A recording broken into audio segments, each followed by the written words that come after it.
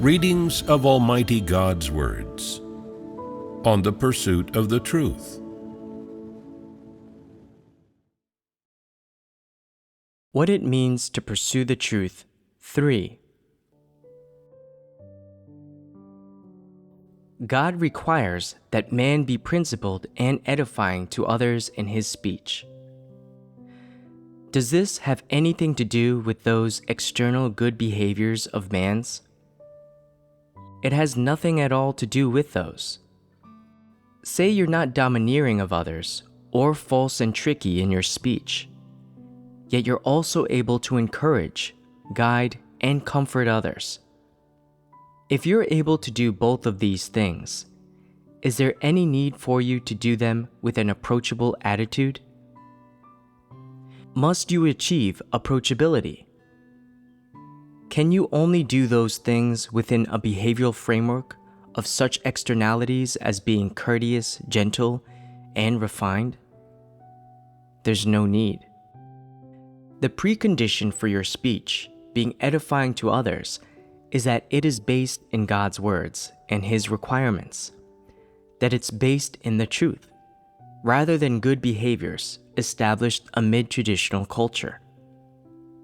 Once your speech is principled and edifying to others, you may speak sitting, or you may speak standing. You may speak in a loud voice, or in a quiet one. You may speak with gentle words, or with severe ones. So long as the end result is positive, with you having fulfilled your responsibility and the other party having benefited, then it's in alignment with the principles of the truth. If what you pursue is the truth, and what you practice is the truth, and the basis of your speech and actions is God's words, the principles of the truth, and if others can profit and gain from you, would that not be of benefit to both of you? If living constrained by the thinking of traditional culture, you put on an act while others do the same, and you offer mannered niceties while they bow and scrape, each putting on an act for the other, then neither of you is any good. You and they bow and scrape and engage in niceties all day long without a word of truth, embodying in life only good behavior as promoted by traditional culture. Though such behavior is conventional as seen from the outside, it is all hypocrisy. Behavior that tricks and dupes others. Behavior that takes people in and tricks them without a sincere word to be heard. If you make friends with such a person, you are bound to be taken in and tricked in the end. There is nothing that would edify you to be gained from their good behavior. All it has to teach you is falsehood and trickery. You trick them, they trick you. What you will feel, ultimately, is an extreme degradation of your integrity and dignity, which you will just have to endure. You will still have to present yourself with courtesy, in a well-educated and sensible way, without quibbling with others or demanding too much of them. You will still have to be patient and tolerant, affecting nonchalance and broad-minded magnanimity with a beaming smile. How many years of effort it must take to achieve such a condition? If you demand of yourself that you live like this before others, will your life not exhaust you? To pretend to have so much love, knowing full well that you do not, such hypocrisy is no easy thing. You would feel ever more strongly the exhaustion of comporting yourself in this way as a person. You'd rather be born as a cow or horse, a pig or dog in your next life than as a human being. You would find them just too false and evil. Why does man live in a way that exhausts him so? Because he lives amid traditional notions, which constrain and fetter him. In reliance on his corrupt disposition, he lives in sin, from which he cannot extricate himself. He has no way out. What he lives out is not the likeness of a true person. Between people, one cannot hear or obtain a single word of basic sincerity, even between man and wife, mother and daughter, father and son, the people who are closest to each other. There's not an intimate word to be heard, not a warm word, or one from which others might derive comfort. So what function do these outward good behaviors serve then? They serve temporarily to maintain our normal distance and normal relationships between people. Yet behind these good behaviors, no one dares engage deeply with anyone else, which mankind has ended up summarizing in the phrase, "Distance begets beauty." This reveals the true nature of mankind, does it not? How could distance beget beauty? In the false and evil reality of such a life, man lives in ever-increasing loneliness, withdrawal, depression, indignance, and discontent, without a path forward. This is the true condition of unbelievers. However, you believe in God today. You have come into God's house and accepted the provision of His words, and you often listen to sermons. In your heart, though, you still like the good behaviors traditional culture promotes. This proves something. You do not understand the truth and have no reality. Why in your life now are you still so depressed, so lonely, so pathetic, so self-abasing? The only reason for this is that you do not accept the truth and have not changed at all. In other words, you do not view people and things and comport yourself and act according to God's words, nor with the truth as your criterion. You are still living in reliance on corrupt dispositions and traditional notions. That's why your life is still so lonely. You have no friends, no one to confide in. You cannot obtain from others the encouragement, guidance, help, or edification you should have, nor can you bestow encouragement, guidance, or help on others.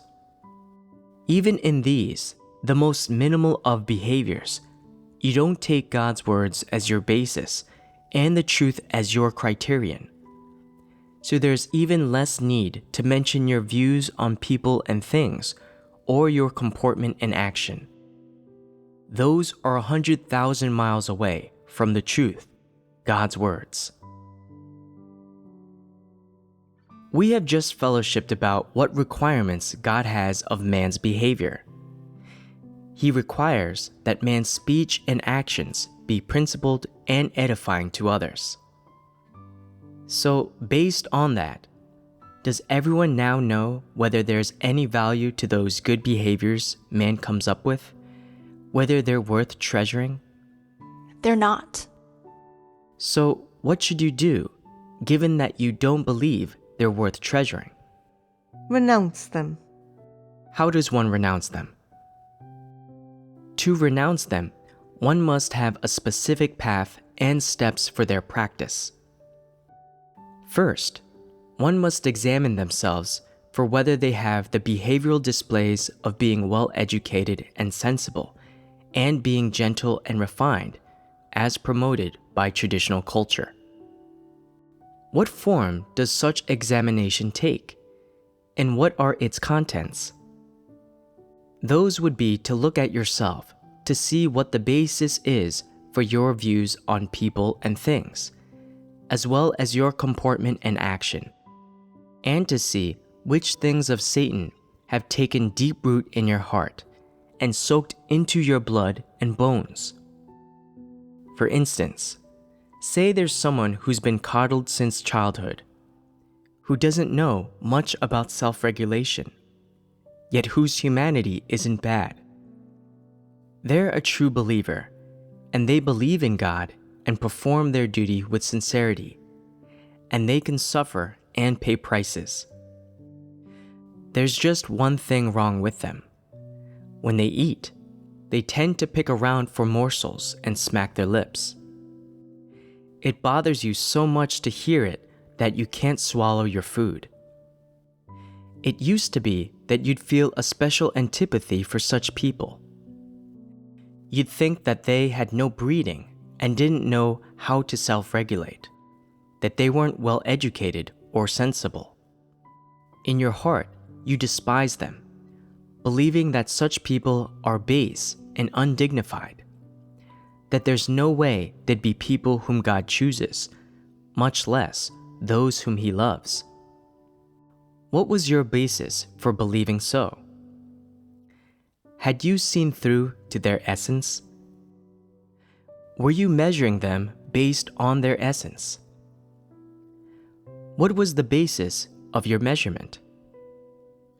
Obviously, you were measuring people based on the various statements of Chinese traditional culture.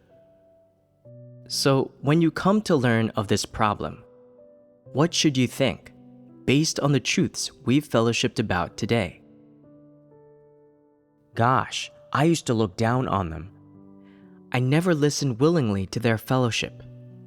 Whenever they said or did anything, no matter how right they were to do it or how practical the words of their fellowship were, as soon as I thought of them smacking their lips and rummaging around for morsels at meals, I wouldn't want to hear them talk.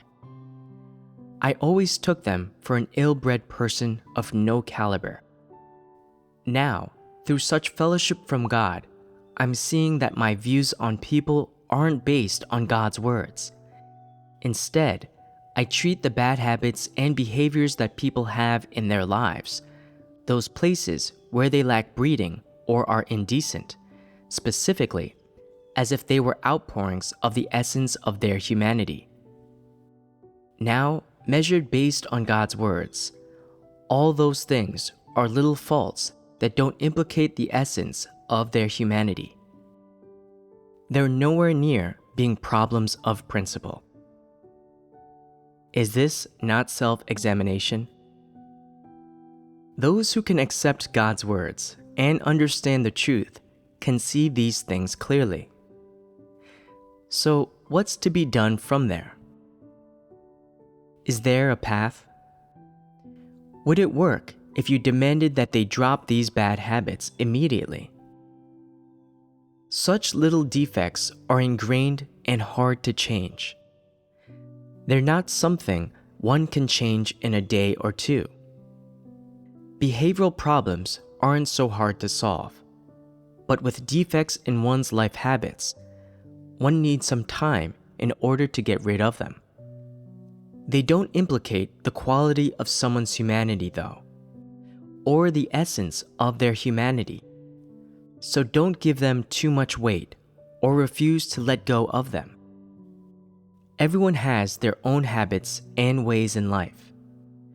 No one comes from a vacuum. Everyone has a few defects, and whatever they are, if they affect others, they must be corrected. That's how to achieve amicable interactions. However, it's not possible to be ideal in every regard. People come from very different places, and their habits in life are all different, so they must be tolerant of each other. This is something normal humanity ought to possess. Don't take trifling problems to heart. Exercise tolerance. That's the most appropriate way to treat others. This is the principle of tolerance, the principle and method by which such matters are handled. Don't try to determine people's essence and humanity based on their little defects. That basis is totally out of line with the principles, because whatever defects or flaws someone might have, they don't speak to that person's essence, nor do they mean that that person isn't a sincere believer in God, much less not someone who pursues the truth. We must look at people's strengths and base our views on people, on God's words, and His requirements of man. That's the way to treat people fairly. How should someone who pursues the truth view people? Their views on people and things, and their comportment and actions must all be based on God's words, with the truth as their criterion. So, how do you regard each and every person according to God's words? Look at whether they are possessed of a conscience and reason, at whether they're a good person or an evil one.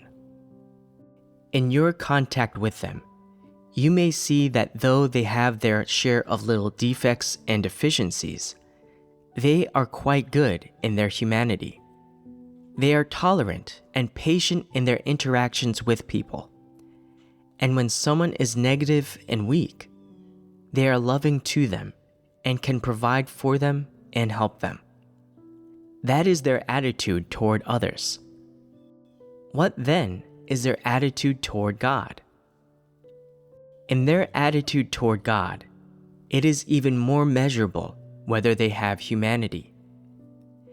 It may be that with all God does, they are submissive and seeking and longing, and in the course of performing their duty and interacting with others, when they take action, they have a heart of reverence for God. It's not that they're daredevils, acting outrageously, and it's not that they do anything and say anything. When something happens that involves God or His work, they're very cautious. Once you've ascertained that they have these displays, how, based on the things that pour forth from their humanity, are you to measure whether that person is good or bad? Measure that based on God's words, and measure it based on whether they have a conscience and reason, and on their attitude toward the truth and toward God. By measuring them in these two regards, you will see that though there are a few problems and defects in their behavior, they may yet be someone with a conscience and reason, who has a heart of submission and reverence toward God, and an attitude of love and acceptance toward the truth. If so, then in God's eye, there's someone who may be saved, someone whom He loves. And given that in God's eye, there's someone who may be saved and whom He loves, how should you treat them? You must view people and things according to God's words and take measurements according to His words. They're a true brother or sister, and you should treat them correctly. Don't regard them through a colored lens or measure them according to traditional culture statements. Measure them instead with God's words. And as for their behavioral defects, if you're kind at heart, you should help them. Let them know how to act appropriately. What do you do if they can accept that, but can't drop their behavioral defects right away? You should fall back on tolerance. If you aren't tolerant, that means you aren't kind at heart, and you should seek the truth in your attitude toward them and reflect on and know your own deficiencies. That's how you can come to treat people correctly. If conversely you say, that person has so many defects, they're ill-bred, they don't know how to self-regulate, they don't know about respecting others, and they don't know their manners, they're an unbeliever then. I don't want to associate with them, I don't want to see them, and I don't want to hear whatever they have to say, however right it is.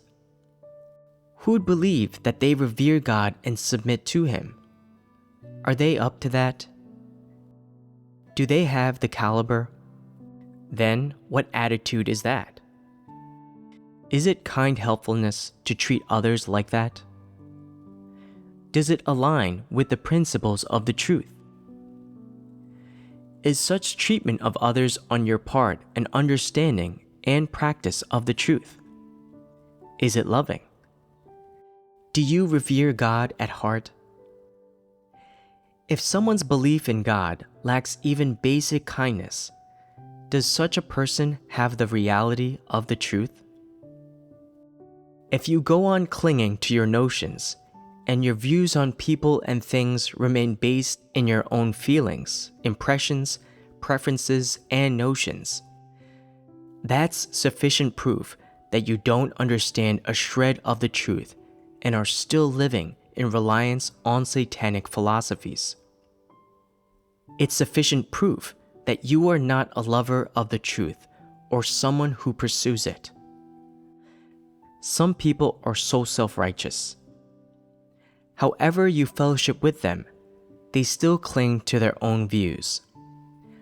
I'm a courteous person who respects the old and cares for the young. What of it? I'm a good person, at least. What's not good in how I comport myself? At least everyone respects me. I don't object to your being a good person, but if you keep on pretending as you are, will you be able to gain the truth and the life? Being a good person in the way that you are may not violate your integrity or go against the goal and direction of your comportment. But there's one thing you must understand. Go on like that, and you won't be able to understand the truth or enter its reality. And in the end, you won't be able to gain the truth or the life, or God's salvation. That's the only possible outcome.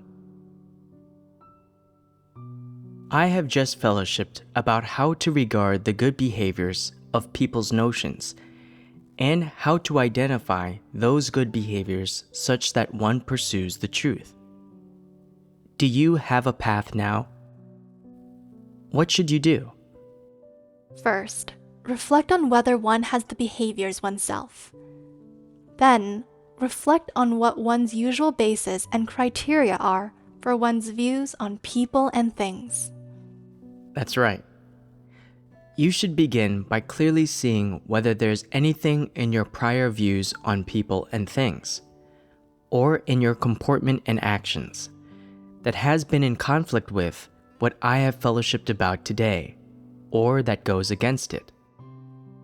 Reflect on what the basis is for the perspective and view you adopt when you view people and things, on whether your basis is the standards of traditional culture or the sayings of some great and renowned person, or whether it is God's words, the truth.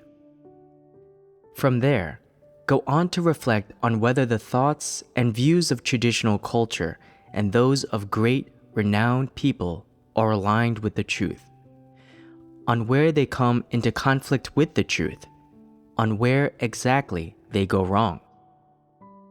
These are the specifics of the second step of self-reflection.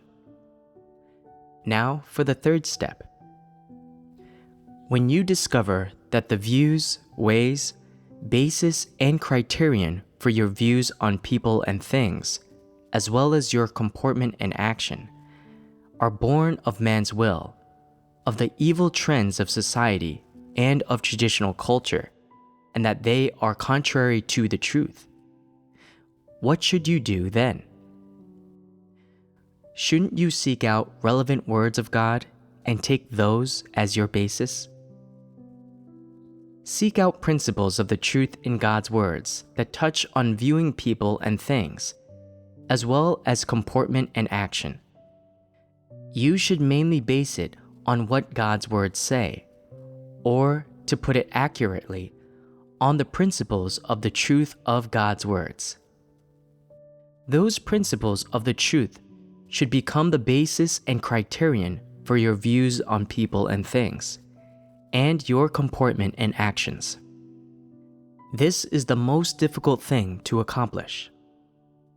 one must first deny their own views, notions, opinions, and attitudes. This involves some incorrect, warped views of man's. One must unearth those views, come to know them, and subject them to thorough dissection. The other part of it is that when people have found the proper statement in the relevant words of God, they should mull it over and fellowship about it. And when they have clarified what its principles of the truth are, it immediately becomes a question of how they are to accept and practice the truth. Tell me, once one has understood the principles of the truth, are they soon able to accept and submit to them? Man's rebelliousness and corrupt dispositions cannot be resolved in an instant. Man has corrupt dispositions, and though he may know what God's words mean, he cannot put them into practice right away. Putting the truth into practice is in each case a battle for him. Man has a rebellious disposition. He cannot let go of his prejudice, capriciousness, intransigence, haughtiness, self-righteousness, or self-importance, nor his host of justifications and excuses, nor his self-worth, status, reputation, or vanity. So, when you let go of something you hold in your notions to be good, what you must renounce are these interests of yours and the things you treasure. When you can renounce and let go of all these things, that is when you will have hope or a chance of practicing based on God's words, according to the principles of the truth. To let go of yourself and deny yourself, this is the most difficult juncture to break through. As soon as you've gotten past it, though, there will be no great difficulties left in your heart. When you have understood the truth and are able to penetrate the essence of good behaviors, your views on people and on things will change, and you will then be able gradually to let go of such things from traditional culture. So, to change man's mistaken views on people and things, and the ways and manners of his actions, and the origin and motives behind his actions, this is no simple thing to do. What is hardest to change is that man has corrupt dispositions. Man's views on things and his lifestyle are engendered by his corrupt dispositions. Corrupt dispositions make you arrogant, self-righteous, and willful. They make you disdain others, focusing always on upholding your name and status, on whether you can garner esteem and come to the fore among others, always taking your future prospects and fate into account, and so on. All these things are those that are born out of your corrupt disposition and touch on your interests. When you have taken each of these things and broken it down, seen through it and denied it, you will be able to renounce them. And it's not until you can let go of them, bit by bit, that you will be able, uncompromisingly and absolutely, to take God's words as your basis and the truth as your criterion in your views on people and things, and in your comportment and actions. Take God's words as your basis in your views on people and things, and in your comportment and actions. Everyone understands these words. They're easy to comprehend. In his rationality and in his thoughts, in his will and ideals, man is able to apprehend these words and is willing to follow them. There should be no difficulties there. But in reality, they're hard for man to live up to when he practices the truth, and the obstacles and troubles in doing so aren't mere difficulties presented by his external environment. The main reason has to do with his corrupt disposition. Man's corrupt disposition is the origin of his various troubles. Once it is resolved, all man's troubles and difficulties no longer amount to any major problem. It follows then that all man's difficulties in practicing the truth are caused by his corrupt disposition. Therefore, as you practice these words of God's and enter this reality of practicing the truth, you will grow ever more aware of this. I have a corrupt disposition. I'm the corrupt mankind God speaks of, corrupted to my core by Satan, someone who lives by satanic dispositions. Is that not how it happens?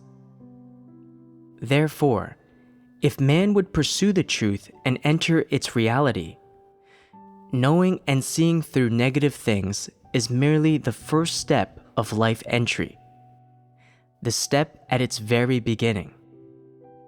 So why is it that many people understand a few truths, yet cannot put them into practice? Why can they all preach a great many words and phrases of doctrine, but have gone on unable to enter the reality of the truth? Is it that they understand nothing of the truth? No, it is exactly the opposite. Their theoretical word and phrase level understanding of the truth is very much where it should be. It even trips off their tongue when they recite it. They have a will, of course, and they have a good mindset and aspirations. They are all willing to strive toward the truth. Yet why is it that they cannot put the truth into practice, but go on unable to enter the reality of the truth? It is because the words and letters and theories that they grasp remain unable to be made manifest in their real life. Where does this problem come from then? Its origin is in the presence of their corrupt disposition, there in the middle, hindering things. That is why there are some people who lack spiritual understanding and don't understand what it is to pursue the truth, who make a pledge and declare their will each time they fail or fall or cannot put the truth into practice. They make an untold number of such pledges and declarations, and still it does not resolve the problem. They keep stopping at that stage of resolving their will and making pledges. They remain stuck there. Many people, when they practice the truth, are always setting their will and making oaths, saying they're going to struggle. Every day they cheer themselves on. 3, 4, 5 years of struggle. And how does it turn out in the end? Nothing has been accomplished, and all ends in failure. The bit of doctrine they understand is inapplicable anywhere. When something befalls them, they do not know how to view it and cannot see through it. They cannot find words of God to serve as their basis. They don't know how to view things according to God's words, nor do they know which element of the truth in God's words applies to the matter that has befallen them. They are then stricken with great anxiety, and they hate themselves, and they pray, asking God to give them more strength and faith, still cheering themselves on in the end. Is that not a foolhardy person? They're just like children. Is man's quotidian treatment of the pursuit of the truth not in fact as infantile as this? Man wishes always to encourage himself to pursue the truth by resolving his will and making pledges, by restraining himself and cheering himself on. But the practice of the truth and entry into it does not come from man's self-encouragement. Instead, you truly must enter and practice according to the way and the steps that I tell you, with a firm and steady tread, one foot after the last. Only thus will you see results. Only thus will you be practicing the truth and able to enter its reality. There is no shortcut that circumvents this.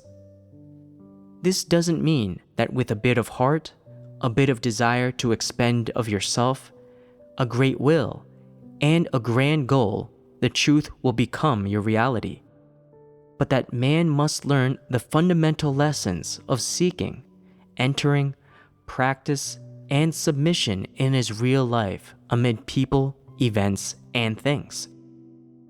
Only after learning these lessons can man come into contact with the truth and God's words, or experience them, or know them. Without having done so, what man will gain is no more than a bit of doctrine with which to fill the void in his heart, no matter how many years he spends motivating himself, encouraging himself, and cheering himself along.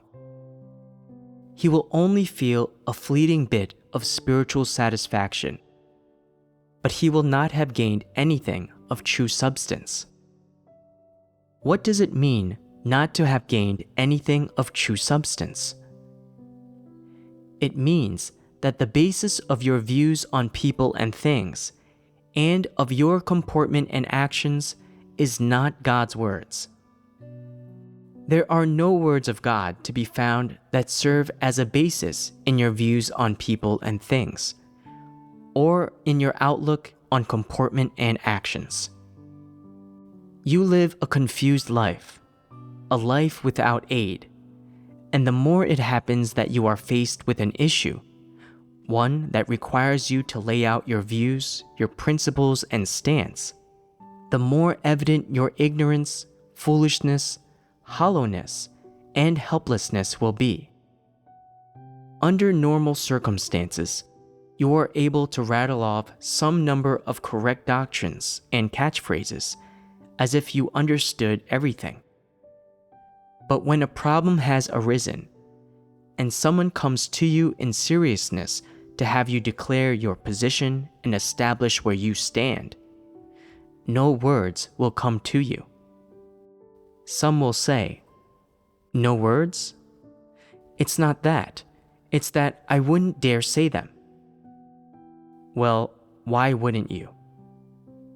That goes to show that you're unsure of whether what you're doing is right. Why would you be unsure of that? Because when you were doing the thing, you never confirmed what the basis was for what you were doing, nor what your principles were in doing it, nor less, of course, whether you have been viewing and doing the matter according to God's words, with the truth as your criterion. So when a problem occurs, you are left looking awkward and impotent. Some people are unconvinced. They say, "I'm not like that. I went to college. I got my master's." Or, "I'm a philosopher, a professor, an intellectual of a high order." Or, "I'm a cultured person. You can take what I say to print." Or, "I'm a scholar of note." Or, "I'm a talent." Is trotting these things out of any use to you? They aren't merits of yours. At the very most, these things mean you have a bit of knowledge. Whether that will be of use in God's house is hard to say, but it is at least sure that that knowledge of yours is not the same thing as the truth, and it doesn't reflect your stature. What is it meant to say that your knowledge doesn't reflect your stature? Such things are not your life. They are external to your body. What is your life then? It is a life whose basis and criteria are the logic and philosophy of Satan. And even with your knowledge, your culture, that brain of yours, you cannot suppress these things or control them. So when a problem occurs, your font of talent and intellect and your plentiful knowledge will be of no avail at all. Or it may be that when one aspect of your corrupt disposition pours forth, your patience, breeding, knowledge, and such all will not avail you in the least. You will feel helpless then. All these things are the awkward ways in which not pursuing the truth and lacking entry into its reality manifest in man. Is it easy to enter the truth? Is there a challenge in it? Where? There's no challenge if you ask me. Don't focus on resolving your will or making pledges. Those are useless. When you have time to resolve your will and make pledges, put that time instead into making an effort into God's words. Consider what they say. Which portion of them touches on your present state? It's useless to set your will. You could crack your head open and let the blood flow, setting your will, and still it'd be useless. It can't resolve any problems. You can trick man and demons like that, but you cannot trick God. God doesn't delight in that will of yours. How many times have you set your will? You make your pledges, then you drop them, and having dropped them, you make them again, and drop them again. What kind of person does that make you? When will you keep your word? It doesn't matter whether you keep your word or whether you set your will. Whether you make a pledge has no bearing either. What is it that's important? It's that you put the truth you understand into practice right now, immediately, at once. Even if it's the most obvious truth, the one that catches others' eyes the least, and you yourself put the least emphasis on, practice it right away. Enter it right away. If you do, you will enter the reality of the truth right away. And right away, you will embark on the path of pursuing the truth. You will be on the verge of becoming someone who pursues the truth. On that foundation, you will soon be able to become a person who views people and things, and who comports themselves and acts according to God's words, with the truth as their criterion. What a bounty that will be! What tangible value! After fellowshipping on sayings about good behavior in traditional culture, have you gained any understanding with them? How should you approach this sort of good behavior? Some people might say, beginning from today, I will not be a well-educated and sensible, gentle and refined or courteous person. I will not be a so-called good person. I won't be one who respects the old or cares for the young. I won't be an amiable, approachable person. None of that is a natural outpouring of normal humanity. It is deceptive behavior that is fake and false, and it does not rise to the level of practicing the truth. What sort of person will I be? I will be an honest person. I will begin by being an honest person. In my speech, I can be uneducated, not understand the rules, be lacking in knowledge, and looked down on by others. But I will speak frankly, with sincerity, and without falseness. As a person and in my actions, I will not be fake and will not put on an act. Every time I speak, it will be from the heart. I will say what I think inside. If I have hatred towards someone, I will examine myself and not do anything hurtful toward them. I will only do things that are constructive. When I speak, I will not give consideration to my own personal gain, nor will I be constricted by my reputation or face. Moreover, I will not have the intent of making people think highly of me. I will only place importance on whether God is happy. Not hurting people will be my baseline. What I do will be done in accordance with God's demands. I will not do things to harm others, nor will I do things detrimental to the interests of the house of God.